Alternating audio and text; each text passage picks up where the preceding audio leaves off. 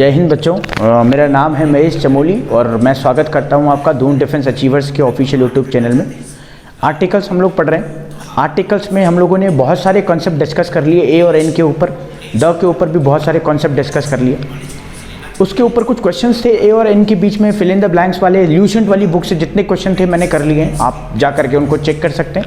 Playlist वाले section में article का एक सीरीज है, आप उस पर क्लिक करेंगे तो आपको आर्टिकल से रिलेटेड कॉन्सेप्ट मिल जाएगा। एक दूसरी चीज़, सिर्फ आर्टिकल ही नहीं, आपको इंग्लिश ग्रामर से रिलेटेड और भी बहुत सारी चीज़ें दून डिफेंस अचीवर्स के ऑफिशियल यूट्यूब चैनल में प्लेलिस्ट वाले सेक्शन में मिल जाएगा। कई बार बच्चों का कॉन्सेंट्रेट नहीं होता, जैसे मान लीजिए मैं एक वीडियो देख रहा हूँ, दूसरी वीडियो हो सकता है मुझे सजेस्ट उसने किया या नहीं किया, या कहीं और ही चला गया, तो हम लोग कहीं और चले जाते हैं। तो इसलिए मैंने क्या किया, एक सीरीज नाम का प्लेलिस्ट वहाँ पे बनाया है हम लोगों ने। तो सीरीज में आप लोगों को सारा, आप उस पर क्लिक करेंगे तो एक ही वीडियो में सब कुछ मिल जाएगा। 2 घंटे 3 घंटे की वो वीडियो होगी। अभी बात करें आर्टिकल की, तो आर्टिकल में हम लोगों ने 2 लेक्चर कर लिए हैं, जिसमें मेरे ख्याल से 20 क्वेश्चंस के अराउंड हम लोगों ने कर लिया ऑलमोस्ट।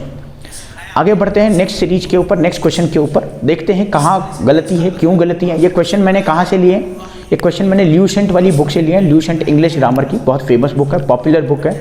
और हमें एक्सरसाइज करना है, हमें तो सीखना है। कहीं से भी हो जाए, कोई भी क्वेश्चन हो जाए, हमें सीखना है।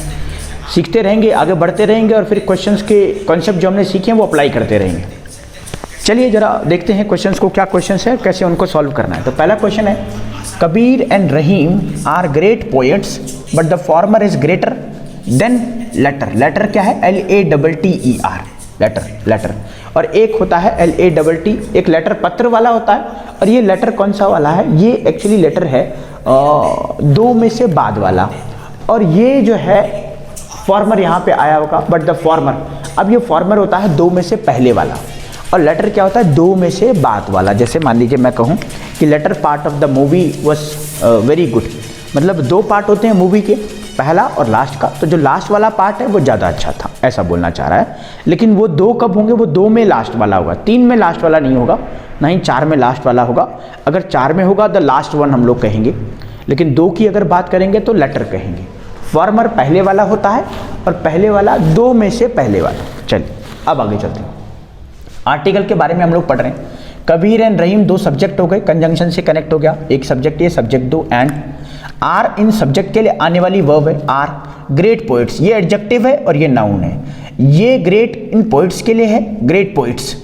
अब ये ऑब्जेक्ट है, ये वर्ब है, ये दोनों सब्जेक्ट है और ये कंजंक्शन है।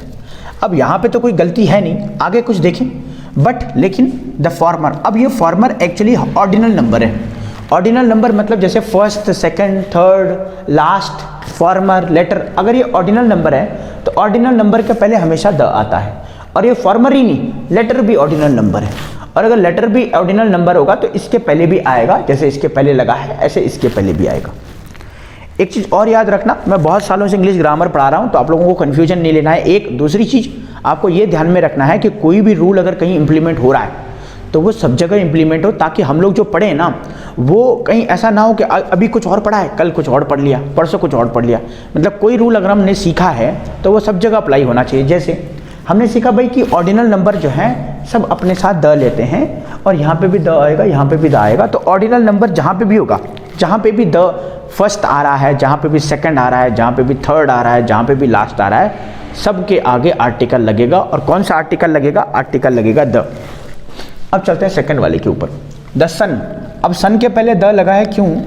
क्योंकि ये एक तो यूनिक बॉडीज है और एक ये अनकाउंटेबल है। और अनकाउंटेबल अगर नाउन होगा तो ए और एन नहीं लगेगा, नहीं लगेगा तो क्या लगेगा? द लगेगा। चलो, द सन साइंस, साइन करता है by a day always and not by night because it is a law of nature. अब देखना जरा, एक और चीज़ हम लोगों ने डिस्कस किया था कि पिछले लेक्चर में हम लोगों ने, अगर आप वीडियो देखा हुआ आप लोगों ने, तो मैंने कहा था कि बाई प्रेपोजिशन होता है। प्रेपोजिशन के बाद आने वाला नाउन प्रोनाउन ऑब्जेक्ट होता है, प्रेपोजिशन के बाद आने वाला।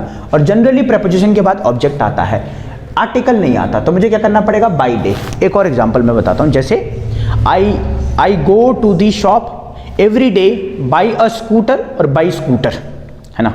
आई visited my home by a train और बाई ट्रेन होगा। क्यों? क्योंकि बाई के बाद हमेशा ऑब्जेक्ट आएगा और वो नाउन और प्रोनाउन होगा, ना कि आर्टिकल। बाई अ ट्रेन नहीं होगा, बाई अ साइकिल नहीं होगा, बाई साइकिल होगा। बाई अ स्कूटर नहीं होगा, बाई स्कूटर होगा। बाई अ टेलीफोन नहीं होगा, बाई टेलीफोन होगा। तो ये हमें ध्यान में रखना है। तो उस हिसाब से क्या हो जाएगा, the sun shines by a day, नहीं the sun shines by day हो जाएगा बिना आर्टिकल के। थर्ड वाला देखना, ही हैज़ अबेंडेंड, हैज़ के बाद वर्ब का थर्ड फॉर्म आता है, बिल्कुल ठीक है। अबेंडेंड उसने खत्म कर दिया क्या, द क्रिमिनल एक्टिविटीज़। अच्छा, the criminal activities after returning from the jail. मुझे लगता है इसमें कोई एरर नहीं है, क्यों? अच्छा, यहाँ पे अ हो सकता था, एन तो नहीं होगा क्योंकि वोवल साउंड नहीं है, कॉन्सोनेंट साउंड है। अच्छा, फिर बचा क्या, ए और द। अच्छा, ए क्यों नहीं होगा कि क्रिमिनल एक्टिविटीज़ ना अपने आप खुद को स्पेसिफाई कर रहे हैं कि वो किस तरह की एक्टिविटीज़ हैं, क्रिमिनल एक्टिविटीज़ हैं। अगर वो स्पेसिफाई कर रहे हैं कि किस चीज़ की बात कर रहा है तो फिर तो ये डेफिनेट हो गया, और अगर ये डेफिनेट हो गया तो द आ जाएगा। तो सेंटेंस क्या बनेगा, ही हैज़ अबेंडन्ड, उसने छोड़ दिया क्रिमिनल एक्टिविटीज़, कब, आफ्टर रिटर्निंग फ्रॉम जेल, जब वो जेल से वापस आया। आगे देखना, Mahatma Gandhi did not solve all the problems of the future but he did solve problems of his own age.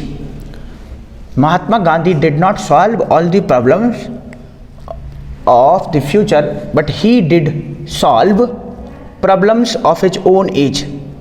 अब ये क्या कह रहा है कि Mahatma Gandhi did not solve all the problems. अच्छा, यहाँ पे देखना द लगा है और ये प्रॉब्लम्स के पहले है। प्रॉब्लम्स ऑब्वियसली बात है, ये नाउन है। अच्छा, नाउन, लेकिन कैसा नाउन है, प्लूरल नाउन। अब प्लूरल नाउन के पहले ए और एन तो वैसे भी नहीं आना, अगर आना होगा तो द आएगा या तो फिर आएगा ही नहीं। तो एक चीज़ हमें ध्यान में रखनी है, प्लूरल नाउन के साथ द आ सकता है लेकिन प्लूरल नाउन के साथ ए और एन नहीं आ सकता। ए और एन का रूल ही यही कहता है कि ए और एन वहाँ आएगा बिफोर दी सिंगुलर नाउन, और ऑब्वियसली बात है ये प्रॉब्लम्स है तो द आ जाएगा। तो क्या हो जाएगा, Mahatma Gandhi did not solve all the problems of the future but he did solve problems of his own age. अब अगर यहाँ प्रॉब्लम्स के पहले द आया है जो कि करेक्ट है, तो यहाँ पे भी द आना चाहिए, he did solve the problems of his own age. मतलब उसने क्या किया, फ्यूचर की प्रॉब्लम को सॉल्व नहीं किया गांधी जी ने, किसको किया, उस टाइम की जो प्रॉब्लम थी उनको सॉल्व किया है। तो ये प्रॉब्लम्स उनको स्पेसिफाई कर रहा है, कहाँ की प्रॉब्लम्स, ऑफ द फ्यूचर। तो इसका डेफिनेट की बात कर रहा है तो द आ जाएगा, और यहाँ पे भी ये डेफिनेट की बात कर रहा है, क्यों, कौन सी problem, of his own age, उस टाइम की जो प्रॉब्लम्स थी उनके बारे में बात हो रही है। अगर ये डेफिनेट है, उनके बारे में बात हो रही है तो द आ जाएगा। नेक्स्ट कह रहा है अ फर्स्ट स्टेप। अच्छा, फर्स्ट स्टेप, अब ये देखो ये ऑर्डिनल नंबर है, ठीक वैसे जैसे मैंने कहा था फॉर्मर हो गया, लेटर हो गया। मैंने कहा भाई एक रूल जो हो जो सब जगह लागू होगा, ऐसा नहीं कि यहाँ पढ़ लिया तो अगली बार लागू नहीं होगा, सब जगह होगा। तो first, second, last, third, former, latter, ये सब ऑर्डिनल होते हैं और ऑर्डिनल नंबर के साथ हमेशा द आता है। तो ये अ फर्स्ट ना होकर के द फर्स्ट स्टेप हो जाएगा। एक सेंटेंस में एक ही एरर होगा, एक से ज़्यादा अगर एरर हैं तो आप जो है जनरली वो एक ही पार्ट में होगी एक, और एक से ज़्यादा एरर अगर आपको मिल रही हैं तो जनरली जो है वो गलत होगा, क्योंकि एक सेंटेंस में एक ही एरर होना है। Knowledge of a regional language. अब देखना, रीजनल लैंग्वेज तो बहुत सारी हैं, इसलिए उसने ए बताया, रीजनल लैंग्वेज बहुत सारी है, लेकिन रीजनल लैंग्वेजों का क्या नॉलेज, ये डेफिनेट हो गया भाई। Knowledge of a regional language, कौन सी रीजनल लैंग्वेज है हमें नहीं पता, लेकिन उस रीजनल लैंग्वेज, जिस भी रीजनल लैंग्वेज की बात हो रही है उसके नॉलेज के बारे में बात हो रही है। अब ये डेफिनेट हो गया, अगर ये डेफिनेट है तो डेफिनेट आर्टिकल आएगा द, कैसे, the knowledge of a regional language. वैसे भी अनकाउंटेबल नाउन, ये नॉलेज अनकाउंटेबल है। अनकाउंटेबल नाउन हो गया water, uncountable noun milk, uncountable noun sun, uncountable noun moon, ये सब के साथ द आता है। देखो यहाँ पे सन के साथ भी द आया हुआ है ना। तो एक चीज़ें जो है दूसरे से रिलेट करेंगे अगर आप पढ़ रहे हैं बहुत अच्छे से। जैसे कोई रूल अगर यहाँ काम कर रहा है तो दूसरी जगह भी वो रूल काम करेगा, तभी जा करके लगेगा हम लोग सही तरीके से पढ़ रहे हैं। ऐसा नहीं हो सकता कि एक रूल यहाँ कुछ और हो रहा है वहाँ कुछ और हो रहा है, तो इसमें दिक्कतें हो जाएंगी, इसमें कन्फ्यूजन हो जाएगी। तो अगर ऐसा है तो हमें यहाँ पे अनकाउंटेबल नाउन के साथ द लगाना पड़ेगा। तो क्या बन जाएगा, the knowledge of a regional language is necessary for bank officers. Bank officers के लिए जरूरी है, because they are to understand what their customer say, क्योंकि उनको समझना है कि भाई उनके कस्टमर क्या कहते हैं। हमने एक यहाँ पे आइडेंटिफाई कर लिया तो दूसरा एरर पे नहीं जाना है। We should drink several glasses of water. अब फिर देखो यहाँ पे वाटर आ गया, ये अनकाउंटेबल नाउन। अगर ये अनकाउंटेबल नाउन है तो इसके साथ द आएगा। ए और एन तो बिल्कुल किसी भी हालत में नहीं आ सकता। एन तो इसलिए नहीं आएगा भाई वोवल साउंड नहीं, कॉन्सोनेंट है। और ए इसलिए नहीं आएगा क्योंकि ये अनकाउंटेबल है, और अगर अनकाउंटेबल है तो इसके साथ द लगाना पड़ेगा। तो क्या बन जाएगा, we should drink several glasses of the water daily if we want to remain healthy. अगर हम हेल्थी रहना चाहते हैं तो एक बार मैं दोबारा रिवाइज करा दूँ सेंटेंस का क्या क्या एरर है। इसमें देखना क्या एरर देखा था, क्या रूल था, मैं रूल बता देता हूँ। कॉन्सेप्ट पता चल जाएगा, फिर सवाल तो आप जो मर्जी कर लो, है ना। नोट छापने की मशीन मिल जाए तो आप नोट जो मर्जी छाप लो, तो वही हमें देखना है कि भाई मशीन चाहिए, नोट तो हम लोग छाप लेंगे। तो कहना क्या चाह रहा है कि कभी भी भाई कोई ऑर्डिनल नंबर हो, ऑर्डिनल नंबर जैसे first, second, third, last, former, latter, इन सब के पहले द आ जाता है, द आ जाता है। सेकंड कह रहा है the sun shines by a day, अब बाई के बाद हमेशा नाउन और प्रोनाउन आएगा। इससे पहले हमने 2 एक्सरसाइज करी, उनमें भी बाई से रिलेटेड बहुत सारी प्रॉब्लम थी, सेम लॉजिक वहाँ पे भी अप्लाई होगा, तभी जाकर के हमें कॉन्फिडेंस आएगा कि भाई हम लोग कर सकते हैं। थर्ड वाला कह रहा है he has abandoned the criminal activities, ये बिल्कुल सही है, क्यों? क्योंकि क्रिमिनल एक्टिविटीज़ खुद में एक स्पेसिफिक टर्म हो गया। भाई एक्टिविटीज़ तो हैं लेकिन कैसी हैं? क्रिमिनल एक्टिविटीज़ हैं, तो ये स्पेसिफिक है, डेफिनेट है, तो द लग जाएगा, आगे कोई दिक्कत नहीं है। Mahatma Gandhi did not solve all the problems, obviously बात है, प्लूरल नाउन है, जनरली प्लूरल नाउन के साथ द का यूज होगा, अगर होगा ए और एन तो कैसे भी नहीं आ सकता। और ये प्रॉब्लम कौन सी है, क्यों द का यूज हुआ है? ऑफ द फ्यूचर, फ्यूचर की जो प्रॉब्लम्स हैं, डेफिनेट बना दिया, है ना। आई हैव सीन और आई हैव अ प्रॉब्लम, ये ठीक है ना, मेरे पास एक प्रॉब्लम है, ठीक है, क्योंकि प्रॉब्लम कौन सी है मुझे नहीं पता भाई, तो इसलिए अ ठीक है। लेकिन ये बोल रहा है प्रॉब्लम ऑफ फ्यूचर, फ्यूचर की प्रॉब्लम है, तो द हो जाएगा। और यहाँ पे भी स्पेसिफिक आ रहा है problems of his own age, कौन सी प्रॉब्लम है? उसके एज की, तो ये डिफाइन कर दिया, अगर डिफाइन कर दिया तो यहाँ पे भी सही और यहाँ पे भी लिखना पड़ेगा सॉल्व द प्रॉब्लम्स।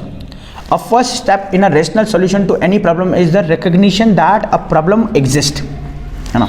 अब ये फर्स्ट जो है यहाँ पे भी ऑर्डिनल आएगा, ये ऑर्डिनल नंबर है, इसके पहले भी आर्टिकल आएगा, और अगर और कहीं पे भी ऑर्डिनल नंबर है तो वहाँ पे भी आएगा, जनरली तो नहीं है, तो यहाँ पे द आ जाएगा।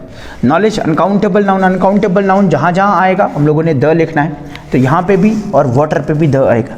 अनकाउंटेबल नाउन बहुत ही इंपॉर्टेंट कंसेप्ट है हमारे इंग्लिश के ग्रामर में, अगर आप लोगों ने नहीं देखा है तो मैंने उससे रिलेटेड वीडियोस आप डाली हैं अपने हमारे यूट्यूब चैनल पे, आप प्लेलिस्ट पे जाएंगे तो वहाँ पे काउंटेबल और अनकाउंटेबल नाउन से सीरीज आप देखेंगे, आपको ज़रूर हेल्प मिलेगी।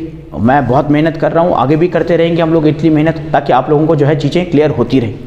तो आज के लिए वीडियो इतना ही रखते हैं, और भी बहुत सारे क्वेश्चंस हम लोग करेंगे। अभी तो बस 3 लेक्चर पढ़े हैं, तो ऑलमोस्ट हम लोगों ने 30 से 40 क्वेश्चंस कर लिए होंगे, तो जब और भी बहुत सारे ऑलमोस्ट 100 क्वेश्चंस हम लोग कर लेंगे।